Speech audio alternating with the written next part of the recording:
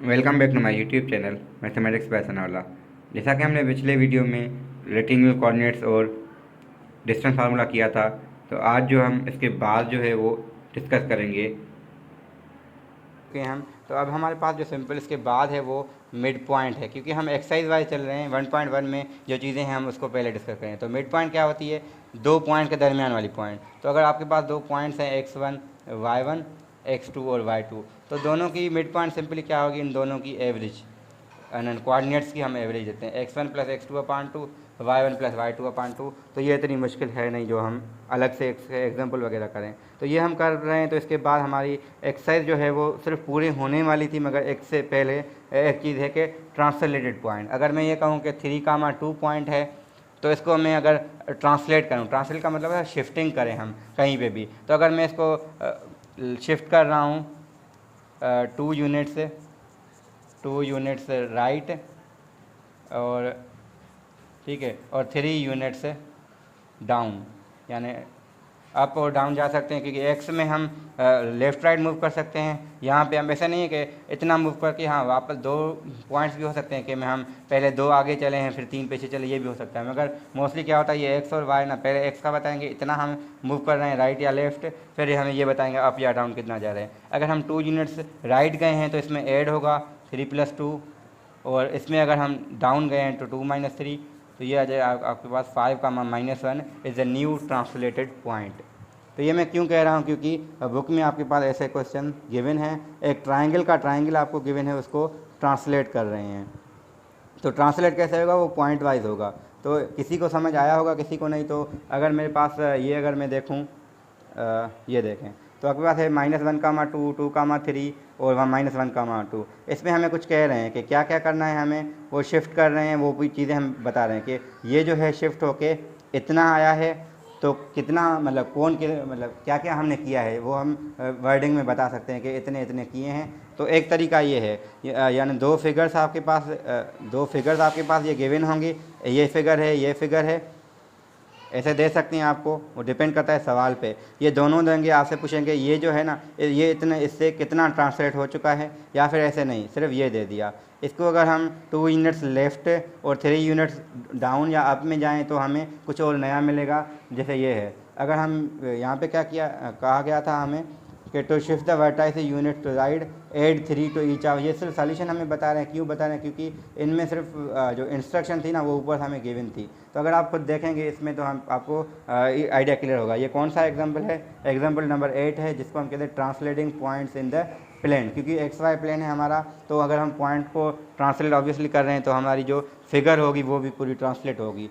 तो हम एक पॉइंट को भी कर सकते हैं, क्योंकि 3 पॉइंट्स को मिला के जो हमारा ट्रायंगल बन रहा है, तो वो भी हमारा ट्रांसलेट पूरा का पूरा हो सकता है। अगर किसी को थोड़ा मसला है इसमें तो हम अभी से कर सकते हैं, ज़रूरी नहीं कि मैं इसको जल्दी से स्किप करूँ। ये अगर 1, 2 है, ये अगर 3, 1 है, और ये 2, फॉर एग्ज़ाम्पल 3 में कह दो। अगर मैं इस पूरे को 2 यूनिट्स राइट लेके जाऊँ, 3 यूनिट्स अप लेके जाऊँ, तो ये राइट जाना है तो इसमें सब में ऐड होगा, तो एक्स वाले में, ठीक है। तो 1+2 यहाँ 3 होगा। अच्छा, ये जो नई फिगर बनेगी उसमें ये 3, 2 अगर हम अप गए हैं तो ये 5 हो जाएगा। सिमिलरली ये 5, 4 हो जाएगा। और इसको अगर हम देखें तो ये 4, क्योंकि हम 2 सब में कर रहे हैं, और यहाँ पे 3 कर रहे हैं तो 4, 6 हो जाएगा। हाँ, तो ये फिगर में तो ऑब्वियस है कि एक की इससे यहाँ पे था तो वो अब यहाँ पे हो जाएगा। डिपेंड करता है आपके पास एक्स और वाई में कितने यूनिट्स गए हैं। अगर हम इसको ऐसे देखें, अगर हमारे पास पहले यहाँ था, अगर हम राइट गए हैं तो यहाँ आ जाएगा, उससे फिर राइट जाके नीचे गए हैं तो यहाँ कहीं आ जाएगा। तो वो डिपेंड करता है कि हमें ट्रांसलेशन क्या गिवन है। तो हम इनसे खेल सकते हैं जितना चाहे, अपनी तरफ से आप अपना देखें, एक लिखें उसको ट्रांसलेट करने के वर्ड। जैसे मैंने अभी जो है ना ये चीज़ें अपनी तरफ से लिखी हैं, तो इतनी मुश्किल नहीं है कि आप ना कर सकें खुद ही। तो ये चीज़ें हम ट्राई कर सकते हैं, हर कोई अपनी तरफ से ट्राई कर सकता है, फिर समझ सकता है अपने बिहाफ पे। तो अगर हम एक्सरसाइज देखें तो एक्सरसाइज में आपके पास क्या क्या क्वेश्चन हैं, क्योंकि इसके बाद डायरेक्टली एक्सरसाइज स्टार्ट है। तो एक्सरसाइज अगर मैं करूं तो उसके लिए 8-10 मिनट और लग जाएंगे, और हालांकि फ़ायदा नहीं होगा करने का, क्योंकि एग्ज़ाम हमने जो है ना, जैसे मैंने वीडियो में पहले भी कहा था कंटेंट के बारे में, तो मैं इसको ज़्यादा कॉन्सेप्चुअल लेके जाऊँगा मोस्टली। अब जैसे क्वेश्चन नंबर 1 से लेके क्योंकि मैंने नहीं लिख के किए क्योंकि उसमें सिर्फ हमें डेफिनेशन ये वो कर रहे हैं, तो आप पढ़ेंगे तो आपको क्लियर हो जाएगा। अगर क्वेश्चन नंबर 5 से ऑनवर्ड देखें, आपको पॉइंट्स प्लॉट करनी है जो हमने अच्छे से किए हैं।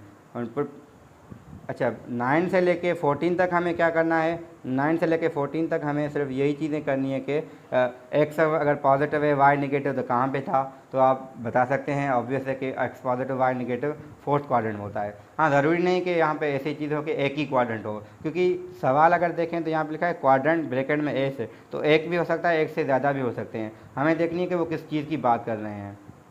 अगर हम इसमें क्वेश्चन नंबर इसमें जो था फॉर एग्जाम्पल 13 देखें, तो इसमें कह रहे हैं एक्स प्लस वाई ज़ीरो भी हो और एक्स नॉन ज़ीरो हो, वाई भी दोनों नॉन ज़ीरो हों, मगर फिर भी जो उनका सम जो है ना वो ज़ीरो आए। वो कब आएगा, जब इनकी सिम्बल्स अपोजिट होंगी। ऑब्वियस है। इसको अगर मैं थोड़ा सा एक्सप्लेन करूं क्योंकि इसकी ज़रूरत है।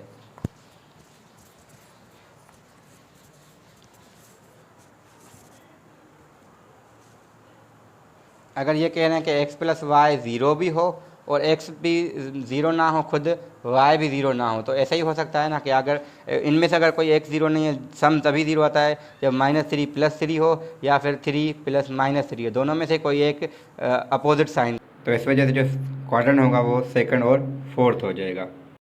तो हमारे क्वेश्चन नंबर 14 में क्या है कि अगर हम कह रहे हैं एक्स इंटू वाई क्या हो, पॉजिटिव हो, तो वो कब होगा, जब आपकी प्रोडक्ट पॉजिटिव तब आती है जब दोनों पॉजिटिव हों या दोनों नेगेटिव हों। तो इस वजह से अब दोनों पॉजिटिव कौन से क्वाड्रेंट में होते हैं, वो फर्स्ट में होते हैं और थर्ड में होते हैं, दोनों नेगेटिव। तो इस वजह से इन दोनों केसेस में क्या होगा, प्रोडक्ट आपकी पॉजिटिव होगी, तो इसलिए इसका जो आंसर रहेगा क्वाड्रेंट फर्स्ट एंड थर्ड हो जाएगा। तो हम ऐसे क्यों कर रहे हैं, क्योंकि हमें सिर्फ बताया गया है कि या तो आप ऐसे कहें कि क्वाड्रेंट बताएं 1 है या एक से ज़्यादा क्वाड्रेंट हो सकते हैं। हाँ, 3 नहीं हो सकते कभी भी, मतलब कभी एक है क्वाड्रेंट, फॉर एग्जांपल जैसे पहले था दोनों एक पॉजिटिव दूसरा नेगेटिव, कोई भी हो सकता है। तो डिपेंड करता है कंडीशन क्या गिवन है, हम इसलिए आपसे जिस कंडीशन को जो सेटिस्फाई करेंगे, तो एक से ज़्यादा भी हो सकते हैं या 2 हो सकते हैं या फिर 1 हो सकता है। तो अगर आगे हम देखें तो स्केचिंग है, स्केटर प्लॉट। आप देखें मैंने जो काम करना था ना बोर्ड पे वो मैं कर चुका हूँ। अब मेरी उस टाइम मोबाइल बंद हो गई, तो इसमें अच्छा है कि क्वेश्चन हम इसमें क्लियर बता सकता हूँ मैं क्या करना है, क्योंकि हम जैसे कैसे करना है हमने वो पहले डिफाइन किया है। अब इसमें ये करना है क्या क्या करना है और क्या क्या चीज़ें करनी है इसमें, तो डिटेलिंग में हमने पहले कर चुके हैं, अब इजी हो जाएगा। क्वेश्चन 15 देखें, स्केटर डायग्राम है, वही जैसे हमने 2005 वाला किया था। फिर हमारे पास क्वेश्चन 16 जो है, 16 में वैसा ही है। 17 में देखें तो आपको डिस्टेंस फार्मूला इस्तेमाल करना है, वो हमने अच्छे तरीके से किया है। फिर verify the right angle triangle, तो उसमें भी यही होता है कि आप दो साइडों का सम, अब यहाँ पे राइट एंगल नज़र आ रहा है हमें, तो यहाँ पे क्या होना चाहिए 23 में 23 का स्क्वायर। अब 23 का मा 0 है और 13 का मा 0 है और 1 का मा 0 है, ठीक है। इसका डिस्टेंस क्या हो जाएगा 12। सिमिलरली बाकी में हम डिस्टेंस निकाल सकते हैं, डिस्टेंस निकाल के जो कंडीशन होती है पाइथागोरस थ्योरम की वो यहाँ अप्लाई करेंगे तो आपके लिए वेरीफाई हो जाएगा। क्वेश्चन वेरीफाई लिखा हुआ, ज़रूर नहीं कि वेरीफाई हो। तो ये भी कह सकता था कि देखें इसमें भी इन्होंने 2 पार्ट्स कहे हैं, हालांकि ना भी कहते तो हमें करना पड़ता, क्योंकि इन्होंने कहा है find the length of each of the side. अगर हम ना भी करते तो हमें करना होता है, क्योंकि जब भी पाइथागोरस थ्योरम होता है तो उसमें हम लेंथ फाइंड करते हैं यूजिंग डिस्टेंस फार्मूला। तो 23 और 24 वैसा ही है। सिमिलरली यहाँ पे भी ये वहाँ पे फिगर में था, यहाँ पे विदाउट फिगर है। तो राइट एंगल ट्राइंगल के लिए ए बी सी 3 पॉइंट्स हैं, तो ए बी सी और ए सी के डिस्टेंस निकाल के उनमें जो कंडीशन अगर पाइथागोरस थ्योरम वैलिड है उसमें यानी सेटिस्फाई हो रही है तो हम कहेंगे दोनों राइट एंगल ट्राइंगल के हैं। वरना 27 और 28 में क्या देखना है कि डिस्टेंस हम निकालेंगे, उनमें क्या होगा कि दो जो डिस्टेंस है कोई भी दो बराबर होंगे तो आपके पास वो ट्राइंगल आइसोसेल बन जाता है, क्योंकि आइसोसेल ट्राइंगल की डेफिनेशन होती है कि अगर दो साइडें इक्वल हैं तो वो आइसोसेल ट्राइंगल बनता है। तो अब इसमें क्या करना है 29 से 36 में ये सिंपल में 3 चीज़ें हैं। एक तो प्लॉट करना है जो हमने पहले किए थे, फिर उसके बाद हमें डिस्टेंस निकालना है, वो भी हमें आता है। क्वेश्चन 16 में दोबारा रिपीटेशन हो जाएगी इसकी। और सी में आपकी मिड पॉइंट की मतलब यूज़ है कि मिड पॉइंट जो हमने सीखा था तरीका वो हम यहाँ पे यूज़ कर रहे हैं।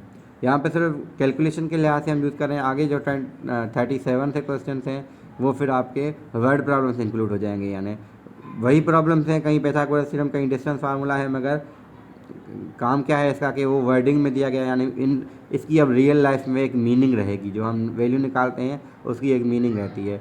तो आगे जो है आपकी 39 40 ये आपकी जो भी मतलब नाम पहले कोई भी हो किसी भी फील्ड में जाए आपके ये वर्ड प्रॉब्लम्स रहेंगी। हाँ, जो 41 से लेके 44 तक है वो आपके ट्रांसलेशन से जो हमने किए थे कि कितने यूनिट्स करने हैं वो आपको बताए गए हैं। जैसे फॉर एग्जाम्पल यहाँ पे हमें बता रहे हैं ना, find the point of the vertex of the polygon after given translation to new position. अब क्या गिवन है कि इसमें 41 में आपके पास फिगर जो है ये डायरेक्ट फिगर दी गई है डायरेक्टली ना। अगर हम पॉइंट्स देखने हैं तो पॉइंट्स में 5 यूनिट्स अप में है, 2 यूनिट्स राइट में है। अगर राइट में है तो ऑब्वियस है कि प्लस होगा, तो -2 की जगह वो 0 हो जाएगा। और 5 यूनिट्स अप है तो -4 में भी +5 करेंगे, उसमें +5 करेंगे तो आपके पास पॉइंट क्या बनेगी 0,1, जो कि अभी नज़र भी आ रही होगी क्योंकि 0,1 अगर देखें तो पॉइंट यहाँ पे नज़र हमें आ रही है जो एक्स एक्सिस के ऊपर थोड़ी सी है। सिमिलरली हम हर पॉइंट में क्या करेंगे, एक्स में हमें ऐड करना है 2 और वाई में भी हमें 2 ऐड करना है हर कोऑर्डिनेट्स में। तो हमें न्यू जो पोजीशन मिलेगी वो हमें गिवन है, मतलब फिगर के लिहाज से हमें सिर्फ पॉइंट्स बताने वर्टाइसिस के होंगे क्या। सिमिलरली ओरिजिनल ये है आपके पास शिफ्ट करना है इतने। अब हम अगर वर्डिंग में कहें तो ऐसे होगा 8 यूनिट्स अप करते हैं, 4 यूनिट्स राइट करते हैं, तो ऑब्वियस है कि अप में वाई में एडिशन होती है या डाउन में वाई में नेगेटिव वाई में माइनस होती है, ठीक है। और अगर हम राइट और लेफ़्ट की बात करेंगे तो वो एक्स में या तो प्लस या तो माइनस हम करेंगे। तो ये चीज़ें जो है ना ट्रांसलेशन की दोबारा से, अब अगर यहाँ पे आपको मसला आ रहा है तो आपको दोबारा वो जो फर्स्ट वीडियो के हमने एंड मतलब जो चीज़ें हमने पहले देखी हैं वो आपको देखनी पड़ेगी कि हम ट्रांसलेशन कर कैसे रहे हैं। तो डिटेलिंग में वहाँ पे हमने एग्जाम्पल अपनी तरफ से इसके लिया ताकि कॉन्सेप्ट क्लियर हो।